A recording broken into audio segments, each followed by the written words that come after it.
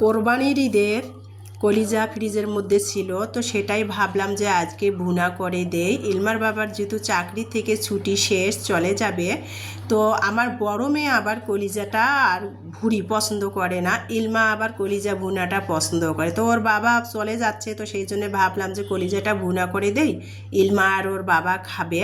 তো যাই হোক, কলিজাটা কিন্তু মাংসের সাথে আলাদা পিস পিস করে ওনারা কেটেই দিয়েছিল, আর আমার কাটার লাগে নাই। তো কলিজাটা আমি পরিষ্কার করে নিচ্ছি। পরিষ্কার করার আগে কিন্তু এক চির লেবু দিয়ে গরম পানি দিয়ে কলিজাটা আমি একটা বলক তুলে নিয়েছি। পানিটা নিয়ে পানিটা কিন্তু গরম পানিটা ফালাই দিলাম।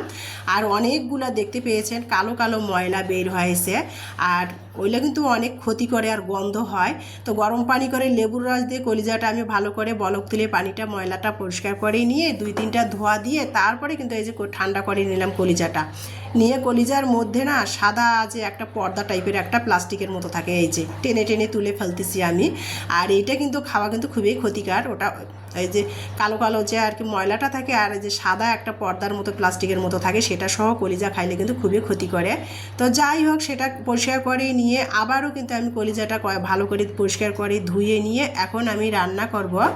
তো রেগুলার মশলা যে মাংসের মধ্যে আমরা যে মশলাগুলো ব্যবহার করে থাকি সেগুলোই কলিজার মধ্যে দিয়ে দিলাম। আস্ত গরম মশলা দিয়েছি, তারপরে এখানে আমি একটা শুকনো মরিচ ফোড়নে দিয়েছি, দিয়ে ভালো করে মশলাটা কষিয়ে নিচ্ছিলাম। আর এখানে কিন্তু আমি হাতে বানা গরম মশলার ফাঁকিটা দিয়ে দিছি। আর গরম মশলার গুঁড়াটা কিন্তু কোরবানির ঈদের সময় আমি হাতে তৈরি করেছিলাম 16টি উপাদান দিয়ে। তো যাই হোক, আমার হাতে বানা গরম মশলার ফাঁকিটা দিয়ে দিলাম, দিয়ে ভালো করে আর কি কলিজাটা ভুনা করে নিচ্ছি মশলা কষিয়ে।